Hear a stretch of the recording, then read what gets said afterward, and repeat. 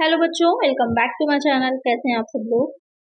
आप लोग के उत्तराखंड में जो असिस्टेंट अकाउंटेंट का वैकेंसी आई थी, जिसका एक एग्जाम होने वाला है, तो उसके लिए जो प्रीवियस ईयर के एग्जाम्स हुए हैं उसकी प्रैक्टिस में आप लोग को करा रही हूँ क्वेश्चंस की, जिससे कि प्रीवियस ईयर के वैसे तो क्वेश्चंस रिपीट भी हो जाते हैं, तो अगर क्वेश्चन आपके प्रीवियस के आ जाते हैं तो आपको पहले से पता होगा कि किस तरह से क्वेश्चन आ रहे हैं, क्या लैंग्वेज रहती है, कौन से क्वेश्चन हैं जो बार बार रिपीट हो रहे हैं, और साथ ही किस तरह के क्वेश्चन आपके एग्जाम में पूछे जाते हैं।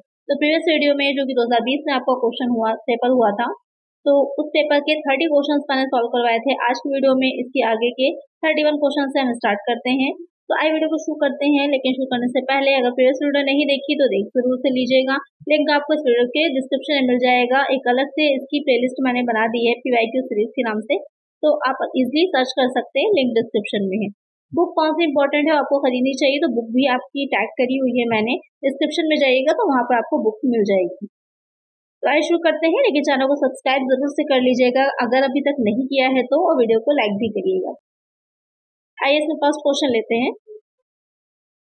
Which of the following is not a current asset? निम्न में से कौन चालू संपत्ति नहीं है? Furniture, stock, Sunny debtor, cash at bank. यहाँ पे क्या कह रहा है, कौन सी करेंट एसेट नहीं है? तो प्रीवियस पेपर जो हुआ था बहुत ज्यादा डिफिकल्ट क्वेश्चंस नहीं आए, काफी इजी लेवल के रहे हैं क्वेश्चंस आपकी, मॉडरेट रहा है। अब बहुत टफ है, ये तो बहुत इजी लेवल का क्वेश्चन है कि क्या करेंट एसेट नहीं है। तो यहाँ पर फर्नीचर, जैसे कि आप देख रहे होंगे, जो फर्नीचर होता है वो करेंट एसेट नहीं होती, वो फिक्स्ड एसेट होती है। तो इसका आंसर क्या होगा हमारा? ऑप्शन ए हो जाएगा। चलिए नेक्स्ट क्वेश्चन लेते हैं। नेक्स्ट क्वेश्चन है, गुडविल इज, ख्याति क्या होती है? ये पूछ रहा है आपसे कि ख्याति जो है वो क्या होती है। चल संपत्ति है, अचल है, अमूर्त है, कृत्रिम संपत्ति है। तो ख्याति गुडविल क्या होती है? एसेट होती है। बैलेंस शीट जो बनाते हैं हम, बैलेंस शीट में एसेट साइड में दिखाते हैं हम इसे, लेकिन ये किस तरह की एसेट होती है तो आप इसे देख नहीं सकते। इसकी वैल्यूएशन तो किया जाता है, इसकी वैल्यू तो निकाली जाती है, लेकिन आप उसे देख नहीं सकते। तो ये अमूर्त संपत्ति होती है, इंटेंगिबल होती है। एक आंसर हो जाएगा ऑप्शन सी। क्या होता है, तो यहाँ पे आप देख सकते हैं कि ख्याति एक अमूर्त संपत्ति है, इसका कोई भौतिक रूप नहीं होता, और ये एक व्यवसाय के अच्छे नाम, प्रसिद्धि से उत्पन्न लाभों का मूल्य होती है। इसके कारण एक व्यवसाय अपनी विनियोजित पूंजी पर सामान्य अपेक्षित लाभ से अधिक लाभ अर्जित करता है। मीन्स कहने का ये ख्याति क्या होती है, तो होता ना कि कुछ जगह ऐसी है या कोई टीचर बहुत अच्छा पढ़ाता है, फेमस है, तो आप उसी के पास पढ़ने के लिए जाते हैं। या कोई डॉक्टर है, आपको पता है कि बहुत अच्छी मेडिसिन देता है। कहते हैं ना कि कुछ डॉक्टर्स तो सभी डिग्री लिए होते हैं, लेकिन कुछ डॉक्टर्स की एक्सपीरियंस अच्छा होता है, पहचान अच्छी होती है, तो वहाँ पे क्या होता है, उनकी गुडविल कहलाती है वो, फिर लोग ज्यादा पेशेंट उनके पास जाना पसंद करते हैं। तो वही चीज होती है कि आपके बिजनेस में कुछ ऐसा एक्स्ट्रा है जिसकी वजह से लोग आपसे ही परचेस कर रहे हैं, आपसे ही बिजनेस करना चाह रहे हैं, आपसे ट्रांजेक्शन कर रहे हैं, तो उससे आपको मार्केट में अदर कंपटीटर से के कंपैरिजन में ज्यादा प्रॉफिट मिल सकता है। चलिए नेक्स्ट क्वेश्चन है, cost accounting is the part of, लागत लेखांकन भाग है फाइनेंशियल अकाउंटिंग का, मैनेजरियल अकाउंटिंग का, both A and B, none of the above. तो कॉस्ट अकाउंटिंग किसका पार्ट है, ये क्वेश्चन आपसे पूछ रहा है, बहुत ही अच्छा क्वेश्चन है। तो कॉस्ट अकाउंटिंग जो होती है सारी कंपनीज में तो नहीं की जाती है, कुछ ऐसी मैन्युफैक्चरिंग कंपनीज होती हैं, या फिर जो कंपनी लॉ बोर्ड जिन कंपनियों के लिए कंपल्सरी कर देता है कि उन्हें करना है, तो मेनली मैन्युफैक्चरिंग है, इन्हीं कंपनी से रिलेटेड होता है, वहां पर कॉस्ट अकाउंटिंग का काम ज्यादा किया जाता है। तो ये किसका एक पार्ट होती है, ये एक फाइनेंशियल अकाउंटिंग जो होती है, वित्तीय लेखांकन का एक हिस्सा होती है। एक आंसर क्या हो जाएगा हमारा? ऑप्शन ए हो जाएगा। चलिए नेक्स्ट क्वेश्चन है, when a contract it is 50% complete, the amount of profit to be taken credit of will be, जब ठेका 50% पूर्ण है तो सामान्य लाभ को निम्नलिखित रकम क्रेडिट की जाती है। यहाँ पे क्या कह रहा है, जो हमारा कॉन्ट्रैक्ट है वो 50% कंप्लीट हो चुका है, यानी कि आधा जो है वो 50% का क्या मतलब है, आधा जो है वो कंप्लीट हो गया है। तो अब अगर हमें जो प्रॉफिट हुआ है उसको ट्रांसफर करना है तो कितना रकम जो होती है क्रेडिट की जाती है। तो इस चीज का ध्यान रखिएगा कि कुछ ऐसे कॉन्ट्रैक्ट होते हैं जो 1 साल में पूरे हो जाते हैं, कुछ जो होते हैं जिनकी टाइम लिमिट 1 साल से ज्यादा की होती है, यानी कि 1 साल से वो ज्यादा चलते हैं। तो ऐसी कॉन्ट्रैक्ट में जिनकी टाइम अवधि जो होती है वो 1 साल से अधिक की होती है, तो वहां पर जब वर्ष कंप्लीट हो जाता है, ईयर की एंडिंग होती है, तो वहां पर एंड ईयर में क्या होता है कि एंड टाइम में जब हम उसको ट्रांसफर कर रहे होते हैं तो वहां पर ये देखा जाता है कि हमारा कॉन्ट्रैक्ट कितना कंप्लीट हो चुका है। तो यहाँ पर जैसे कि 50% कंप्लीट हो गया है, तो उसमें से कुछ प्रॉफिट जो है हम प्रॉफिट में ट्रांसफर कर देते हैं, बाकी हमारा वर्क इन प्रोग्रेस में चला जाता है। तो उसको निकाला जाता है। तो कैसे निकाला जाता है? Full amount of profit estimated, अनुमानित लाभ की पूर्ण रकम, 50% of estimate profit, 50%, 2/3 of the earn profit, या फिर इनमें से कोई नहीं। तो यहाँ पे हम क्या करते हैं, जब 50% कंप्लीट होता है तो 2/3 जो 2/3 है उसको ट्रांसफर किया जाता है। जितना भी आपका नॉमिनल प्रॉफिट होता है वहाँ पे आपके क्वेश्चन में वो गिवन होता है, आप लोग जो अकाउंट बनाएंगे उससे निकल के आता है। जो नॉमिनल प्रॉफिट होगा उसका 2/3 जो होता है उसे हम ट्रांसफर करते हैं। साथ में इसके आगे क्या हो जाता है, कैश जितना भी रिसीव हुआ है वो आ जाएगा, अपॉन में आ जाता है वर्क सर्टिफाइड। ये हो जाता है आपका फॉर्मूला जिससे निकाला जाता है प्रॉफिट को। तो यहाँ पर 2/3 रहेगा। तो एक आंसर होगा ऑप्शन सी। चलिए नेक्स्ट क्वेश्चन है, which is not the technique of capital structure analysis। कौन पूरी संरचना विश्लेषण की तकनीकी नहीं है?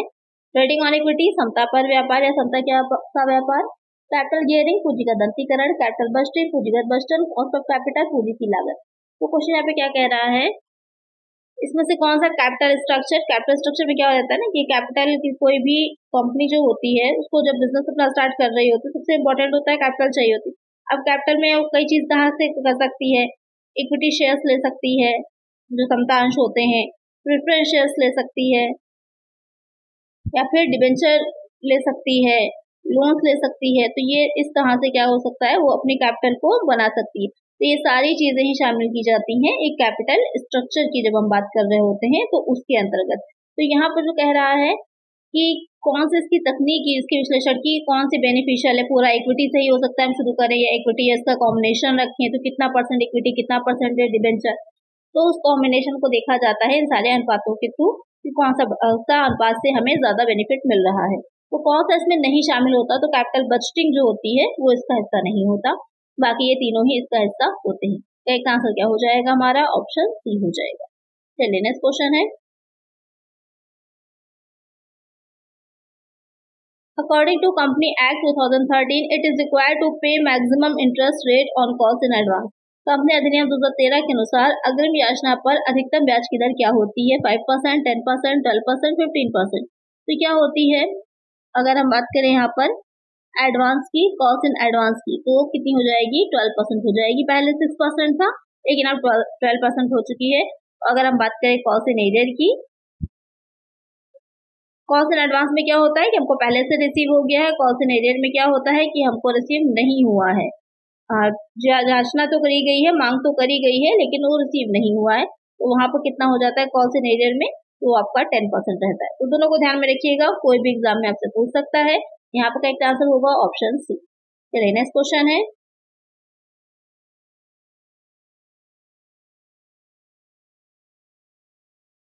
What will be quick ratio if current ratio 3:1, stock है 30,000 का, टोटल करंट लायबिलिटीज है 60,000 की। यहाँ पे आपको त्वरित अनुपात जो है या शीघ्र अनुपात जिसे कहते हैं वो निकालना है। चालू अनुपात दे रखा है 3:1, रहतिया स्टॉक है 30,000 का और चालू दायित्व है 60,000 की। आपको निकालना है क्विक रेशियो। तो सबसे पहले तो क्विक रेशियो का फॉर्मूला क्या होता है वो लिख लेते हैं।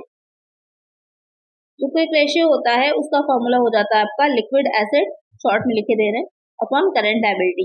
ये हो जाता है आपका फॉर्मूला। अब यहाँ पर हमको ये नहीं बताया, करंट लायबिलिटीज बता दी है लेकिन हमको ये नहीं बताया है कि करंट एसेट कितनी है। तो करंट जो लायबिलिटी रेशियो है उससे हमें निकालना होगी सबसे पहले करंट एसेट। कैसे निकालेंगे, करंट रेशियो इसका फॉर्मूला हो जाता है current asset upon current liability. अब करंट रेशियो कितना था हमारा, 3:1 था, इसको इस तरह से लिख लेते हैं। करंट एसेट हमें पता नहीं, ऐसे ही लिख लीजिए। लायबिलिटी हमको पता है, क्वेश्चन में गिवन है 60,000 की, तो वो लिख लेंगे। अब क्रॉस मल्टीप्लाई हो जाएगा तो करंट एसेट हमारी बाहर आ जाएगी और यहाँ पर ये इससे मल्टीप्लाई हो जाएगा, तो 60,000 इंटू हो जाएगा 3।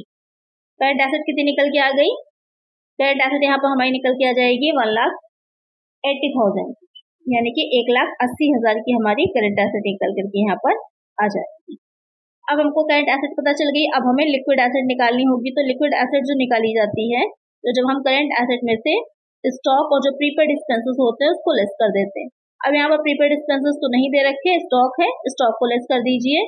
1,80,000 में से यहाँ पर स्टॉक कितना दे रखा है, क्वेश्चन में आपके गिवन है 30,000 का, उसको हम लेस कर देंगे तो कितनी निकल के आ गई हमारी जो लिक्विड एसेट है वो निकल के आ जाएगी 1,50,000 की।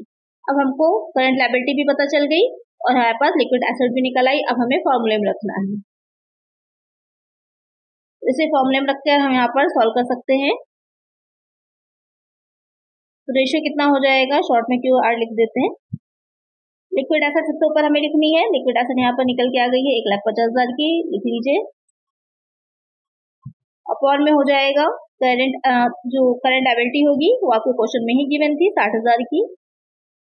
अब इसको हमें सॉल्व कर लेना है। सॉल्व करेंगे तो सबसे पहले 0 से 0 चला जाएगा और यहाँ पर डिवाइड करिएगा तो सबसे पहले 2 टाइम जाएगा, उसके बाद यहाँ पर 3 आ जाएगा तो पॉइंट लग जाएगा, 0 बढ़ेगा, फिर आ जाएगा 5, 2.5। यहाँ पर कितना निकल के आ जाएगा 2.5:1। ये हो जाएगा हमारा करंट रेशियो, सॉरी ये हो जाएगा हमारा क्विक रेशियो, निकालना था क्विक रेशियो। तो इस तरह से निकालना है, जब आपको क्वेश्चन में जो है कुछ चीजें गिवन हो, कुछ चीजें ना गिवन हो, तो इस तरह से जो गिवन है उसी से हमें निकालनी होती है। जैसे करंट एसेट तक हम पहुंचे थे, उससे हमने लिक्विड एसेट निकाली और हमारा आंसर निकल आया। करेक्ट आंसर हमारा ऑप्शन बी हो जाएगा। चलिए नेक्स्ट क्वेश्चन पे चलते हैं। If the total asset increased by 1,50,000 and the total liability increased by 60,000 in the same accounting period, the capital in that accounting period would। यदि एक ही लेखा वर्ष में कुल संपत्तियों पर 1,50,000, कुल दायित्व 60,000 है, तो वृद्धि होगी उस लेखा वर्ष में पूंजी में कितनी वृद्धि होगी, ये क्वेश्चन कह रहा है। डिक्रीज हो जाएगी 90,000 से, 90,000 से घटेगी, या फिर इंक्रीज होगी 90,000 से, यानी कि बढ़ जाएगी 90,000 से। डिक्रीज बाय 60,000, 60,000 से घट जाएगी, इंक्रीज बाय 60,000, 60,000 से बढ़ जाएगी। तो यहाँ पर सबसे पहले हमें निकालना पड़ेगा कैपिटल को, उसके बाद हमें पता चलेगा कि क्या रहा है। तो यहाँ पर क्या कह रहा है, टोटल एसेट यहाँ पर आपको बता दी है। अकाउंटिंग इक्वेशंस आप लोग को अगर याद होंगी तो ये क्वेश्चन बहुत ही इजी है। Total asset is equal to क्या हो जाता है, total asset is equal to हो जाता है कैपिटल प्लस लायबिलिटी, ये हो जाता है हमारा फॉर्मूला। फॉर्मूला क्या है, अकाउंटिंग इक्वेशन है, लेखांकन समीकरण है। टोटल एसेट कितनी क्वेश्चन में गिवन है आपके 1,50,000 की, लिख लेंगे। कैपिटल हमको निकालनी ही है तो उसको एज इट इज लिख लीजिए। लायबिलिटी यहाँ पर आपको क्वेश्चन में दे रखी है 60,000 की। अब इसको हम सॉल्व करेंगे तो अब हमारी क्या होगी, कैपिटल यहाँ पर बाहर आ जाएगी और 1,50,000 में से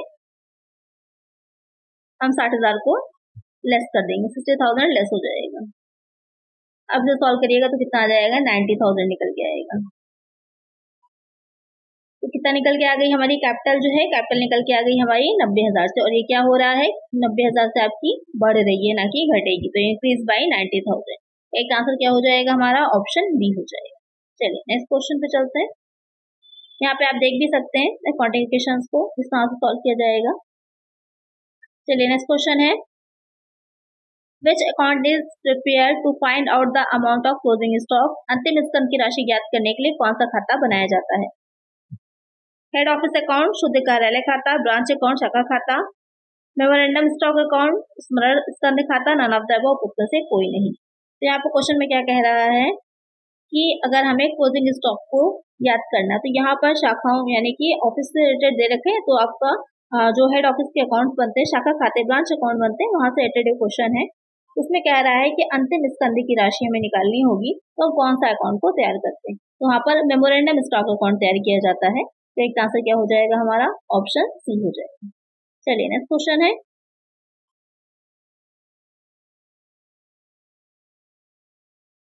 following transactions were made by a trade, due to these transactions total of sales book will B.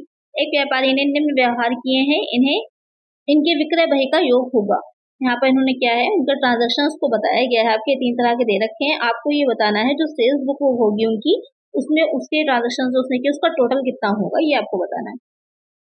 Sold goods to Gupta 4,000, उन्होंने गुप्ता को माल बेचा है 4,000 का। Sold goods to Shyam on cash 5,000, Shyam को नगद माल बेचा है 5,000 का। Sold goods to Mohan on credit 7,000, Mohan को उधार माल बेचा है। तो यहाँ पर अब एक चीज का आपको ध्यान रखना है कि सेल बुक में हम वही चीजें दिखाते हैं जो क्रेडिट पे होती हैं, यानी कि अगर कैश में कुछ भी लिया या बेचा जाएगा कैश में, तो उसे हम कैश वाली चीजों को कहाँ दिखाते हैं, तो कैश वाली जो चीजें होती हैं वो हमारी कैश बुक में जाती हैं। जो भी सेल हम कैश में कर रहे हैं वो डायरेक्टली हमारी कैश बुक में जाती है, और जो हम उधार पे करते हैं वो हमारी सेल्स बुक में जाती है। तो अब यहाँ पर ये देखना है आपको कि कौन सी चीजें जो उसने क्रेडिट पर दी है ना कि कैश में दी होंगी। तो देख लेते हैं।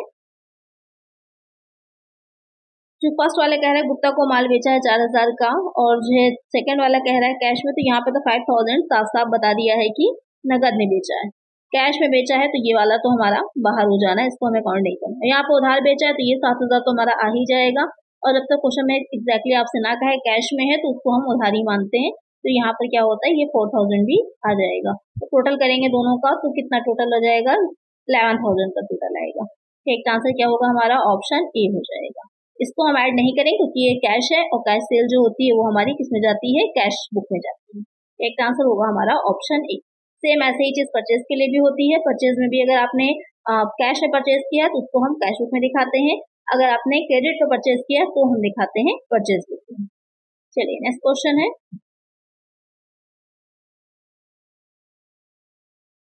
of share forfeiture account is shown in the balance sheet under the item।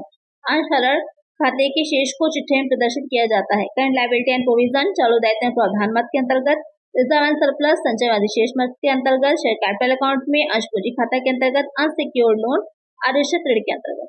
Question क्या कह रहा है कि जो शेयर फॉरफीचर अकाउंट होता है, यानी कि जो भी आपने याचना करी होती है, कॉल करी होती है, और अगर वो कॉल नहीं चुकाई है, नहीं उससे अमाउंट पे करता है जो शेयर होल्डर होता है, तो उससे जो अंश होते हैं, शेयर्स होते हैं, उनको फॉरफीचर कर लिया जाता है।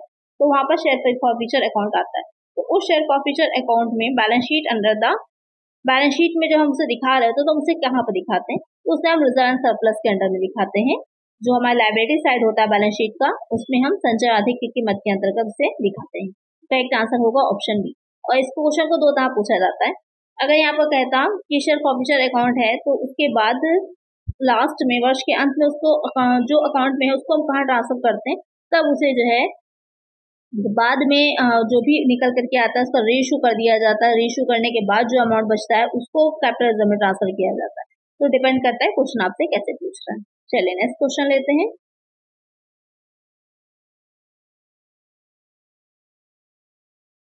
Following ratios is favourable indication if it is low. निम्नलिखित अनुपातों में से कौन अनुपात अच्छी स्थिति को प्रदर्शित करता है यदि वह नीचा होता है, यानी कि कम होता है। ऑपरेटिंग रेशियो संचालन अनुपात, ऑपरेटिंग प्रॉफिट रेशियो संचालन से लाभ, फिक्स्ड एसेट टर्नओवर रेशियो या फिर करेंट रेशियो। इसमें जो ऑपरेटिंग रेशियो होता है संचालन अनुपात, अगर वो कम होता है तो उसे फेवरेबल माना जाता है, उसे अनुकूल माना जाता है। आपका एक आंसर हो जाएगा ऑप्शन ए। अब ये आता है कि कैसे निकाला जाता है, तो यहाँ पर आप देख सकते हैं इसके बारे में कि परिचालन अनुपात किसी कंपनी के कुल संचालन व्यय को शुद्ध बिक्री से तुलना करके, यानी कि ये दे रखा है formula, operating expenses upon net sales into 100, ये इसमें होगा।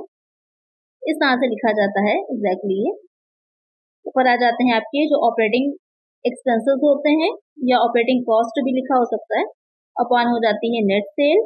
जो सेल होती है उसमें से सेल रिटर्न को लेस कर देते हैं, नेट सेल आ जाती है, इनटू हो जाता है 100। ये हो जाता है आपका फॉर्मूला मेनली, और ये जितना कम होता है उतना ही फेवरेबल माना जाता है, अच्छा माना जाता है। चलिए नेक्स्ट क्वेश्चन है। Income tax revived in India first by which of the following. इनमें से किसके द्वारा भारत में सबसे पहले आयकर लगाया गया था?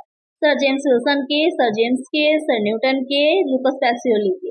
यहाँ पर फर्स्ट टाइम जो टैक्स लगाया गया था इंडिया में, तो सबसे पहले जो टैक्स लगाया था सर जेम्स विल्सन जो थे उन्होंने लगाया था। जो 1857 की क्रांति हुई थी, उस 1857 की क्रांति में काफी नुकसान हुआ था, तो उस नुकसान की भरपाई करने के लिए 1860 में सबसे पहले जो था उन्होंने टैक्स को लगाया था। तो करेक्ट आंसर है ऑप्शन ए। और अगर ये क्वेश्चन आता है कि स्वतंत्र भारत में, इंडिपेंडेंट इंडिया की बात होती है, तो 1961 में आपका इनकम टैक्स एक्ट बना था, तब वो लागू किया गया था 1962 में, तब वो हुआ था। लेकिन अगर क्वेश्चन ये कहता है, सिर्फ पूछता है कि इंडिया में फर्स्ट टाइम कब लगा था, तो सर जेम्स विल्सन आंसर रहेगा आपका। कब लगाया गया था? 1860 में लगाया गया था, ये रहेगा आपका। यहाँ पे आप देख भी सकते हैं भारत में सबसे पहले आयकर अधिनियम फरवरी 1860 में सर जेम्स विल्सन द्वारा पेश किया गया था, और इस अधिनियम को 24 जुलाई 1860 को गवर्नर जनरल की सहमति प्राप्त हुई थी। इसके बाद प्रभाव में आया था। इस अधिनियम को 1961 में संशोधित करके लागू किया गया था, यानी कि 1961 में हमारा इंडिपेंडेंट इंडिया का जो इनकम टैक्स एक्ट है वो बना था। और उसे लागू अगर कहा जाए कि कब किया गया था, तो उसे लागू 1962 में किया गया था। बना था 1961 में, लागू उसे 62 में किया गया। चलिए नेक्स्ट क्वेश्चन है,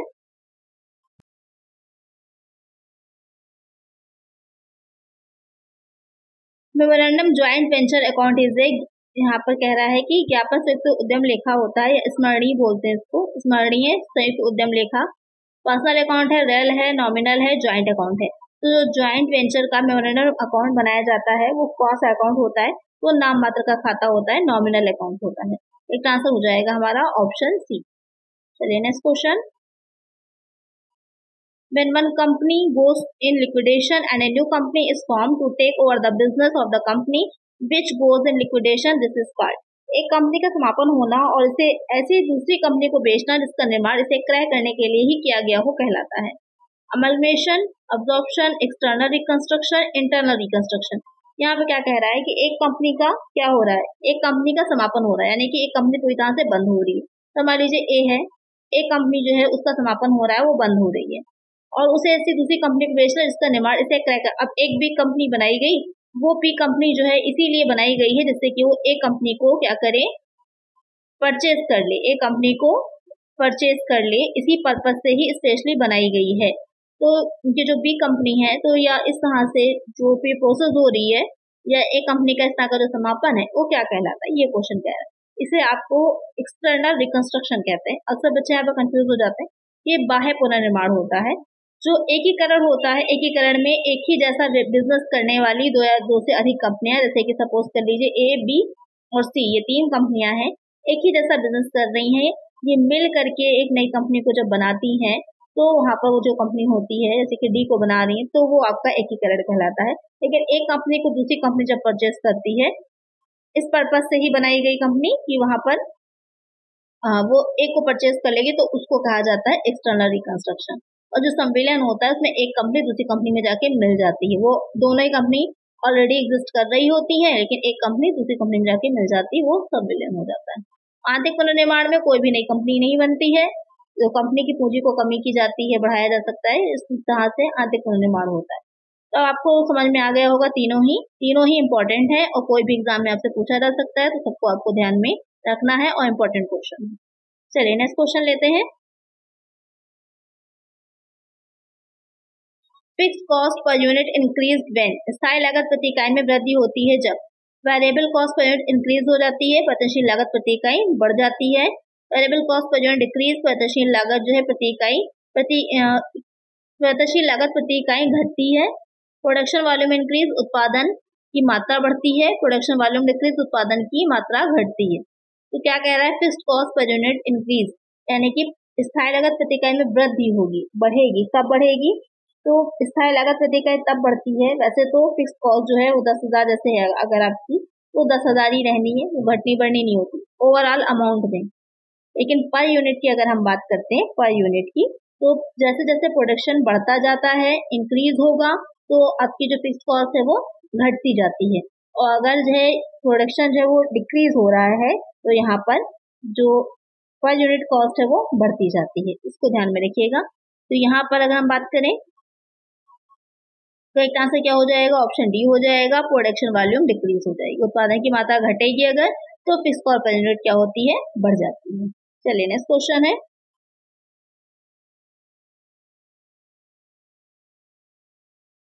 in case of non agreement of trial balance the amount temporary put to, तलपट के न मिलने की राशि को अस्थायी रूप से रखा जाता है, स्टॉक अकाउंट में, डेटर में, क्रेडिटर अकाउंट में, सस्पेंस अकाउंट में। जो आप ट्रायल बैलेंस बनाते हैं उसके दोनों साइड जो होते हैं, डेबिट और क्रेडिट, वो इक्वल आने चाहिए। जो डेबिट क्रेडिट साइड है वो इक्वल आने चाहिए, लेकिन कभी कभी ऐसा होता है कि इक्वल नहीं आ रहे, तो जो अमाउंट जो रिमेनिंग होता है उसे हम कहाँ डालते हैं, सस्पेंस अकाउंट में डालते हैं, उच्चंत खाते में डाला जाता है। एक आंसर हो जाएगा ऑप्शन डी। और ये परमानेंट नहीं होता, टेम्परेरी होता है। जैसे ही कोई आपकी जिस रीजन से आ रहा है, दोनों के बीच में डिफरेंस आ रहा है, वो रीजन पूरा हो जाता है तो एडजस्टमेंट एंट्रीज की जाती है, क्लोजिंग एंट्रीज की जाती है, उसके बाद उसको सुधार दिया जाता है। और तब तक ये अकाउंट जो होता है, सस्पेंस अकाउंट, ये बैलेंस शीट में आपका दिखाया जाता है लायबिलिटी साइड में। चलिए नेक्स्ट क्वेश्चन है, हायर डेब्ट इक्विटी रेशियो डेब्ट अपॉन इक्विटी रिजल्ट इन, उच्च ऋण क्षमता अनुपात ऋण क्षमता परिणाम में होता है। लोअर फाइनेंशियल रिस्क निम्न वित्तीय जोखिम, higher degree of operational risk उच्च स्तरीय संचालन जोखिम, हायर डिग्री फाइनेंशियल रिस्क उच्च स्तरीय वित्तीय जोखिम, या फिर हायर अर्निंग पर शेयर यानी कि उच्च स्तरीय प्रत्यंश आय। तो यहाँ पे क्या कह रहा है कि डेप्ट अपॉन इक्विटी अगर ज्यादा है, यानी कि डेप्ट अपॉन इक्विटी ये जो आपका रेशियो है ये ज्यादा आ रहा है, बहुत ऊपर है, तो वहां पर उसका रिजल्ट क्या होता है ये कहने का मतलब है। ऊपर होने का मतलब होगा कि डेप्ट ज्यादा है, इक्विटी कम है यहाँ पर।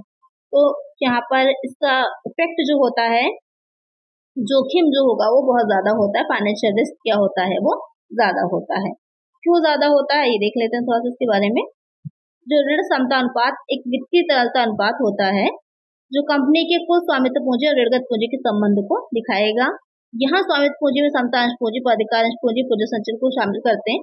और फिर ऋणगत पूंजी में आपके कौन से आ जाते हैं, डिबेंचर्स हैं, बॉन्ड्स हैं, जो क्रेडिटर्स होते हैं, बिल्स पेएबल हैं, लोन फ्रॉम बैंक है, ये सब आ जाता है। यदि ऋण क्षमता अनुपात ऊंचा हो तो उच्च स्तरीय वित्तीय जोखिम को बताएगा, और अगर नीचा होगा तो निम्न स्तरीय होता है। तो किस तरह का दे रखा है उसके अकॉर्डिंग आपका आंसर है। चलिए नेक्स्ट क्वेश्चन है, According to the concept of conservation, the stock in trade is valued at।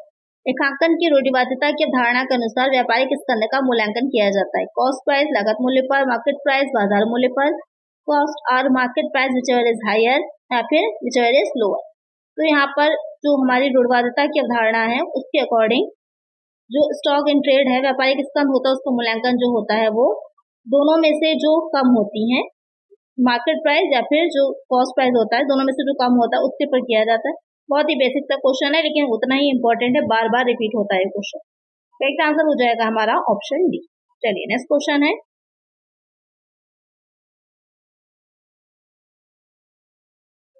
Goods send by the head office to the branch but not received by the branch till closing date of accounts there. In this case head office will place credit to. प्रधान कार्यालय द्वारा शाखा को माल भेजा गया किंतु शाखा द्वारा खाते बंद करने की तिथि तक यह प्राप्त नहीं किया जा सका। ऐसी स्थिति में प्रधान कार्यालय क्रेडिट करेगा गुड्स इन ट्रांजिट अकाउंट मार्ग में माल खाता, ट्रेडिंग अकाउंट व्यापार खाता, goods send to branch account शाखा को माल भेजने का खाता, ब्रांच अकाउंट शाखा खाता। यहाँ पर क्वेश्चन क्या कह रहा है, goods send by the head office to the branch but not received by the branch till closing date, यानी कि गुड्स जो थे वो हेड ऑफिस ने ब्रांच को सेंड कर दिए हैं, लेकिन जब क्लोजिंग डेट आनी थी ब्रांच की उस तिथि तक जो थे वो नहीं पहुंच पाए वहां, कहां पर, जो ब्रांच थी वहां तक। तो ऐसी परिस्थिति में प्रधान कार्यालय जो हेड ऑफिस होगा उसको किस तरह से क्रेडिट करेगा, कहां पर दिखाता है, उसे ब्रांच अकाउंट में दिखाता है। ठीक आंसर हो जाएगा ऑप्शन डी। जिसके बाद ब्रांच को भेज दिए गए तो आप कहाँ जाएंगे, ब्रांच अकाउंट में जाते हैं। एक आंसर हो जाएगा ऑप्शन डी। चलिए नेक्स्ट क्वेश्चन है, royalty payable to lease is debited to. पट्टाधारी द्वारा देय अधिकार शुल्क को आरोपित किया जाता है रॉयल्टी अकाउंट अधिकार शुल्क खाते में, लैंडलॉर्ड अकाउंट भूस्वामिक खाते में, प्रॉफिट एंड लॉस अकाउंट लाभानी खाते में, इनमें से कोई नहीं। यहाँ पर क्वेश्चन क्या कह रहा है, पट्टाधारी द्वारा देय अधिकार शुल्क को आरोपित किया जाता है, यानी कि जो लीजी होता है उसके द्वारा जो रॉयल्टी पे की जा रही होती है उसको कहाँ पर आरोपित करते हैं, तो उसे किस अकाउंट में दिखाया जाता है। बहुत ही अच्छा क्वेश्चन है, जल्दी से इस क्वेश्चन का आंसर आप लोग मुझे कमेंट करिए कि किस अकाउंट में दिखाया जाता है। नेक्स्ट वीडियो जो आएगी उसमें 51 क्वेश्चन है आप लोगों का, यहीं से स्टार्ट करेंगे हम नेक्स्ट वीडियो को। तो आज की वीडियो में इतना ही। आई होप वीडियो अच्छी लगी होगी, क्वेश्चन आपको अच्छे लगे होंगे, काफी हेल्पफुल रहने वाले हैं आपके एग्जाम में, और सारी चीजों को आपकी रिविजन भी एक तरह से करा देंगे और पूरा आपका सिलेबस भी कंप्लीट हो जाएगा, क्योंकि ये क्वेश्चन आपके प्रीवियस ईयर हैं आए हुए हैं, ये रिपीट भी हो सकते हैं। तो आज की वीडियो में इतना ही, मिलते हैं नेक्स्ट वीडियो में कुछ और नए क्वेश्चन के साथ। Thank you.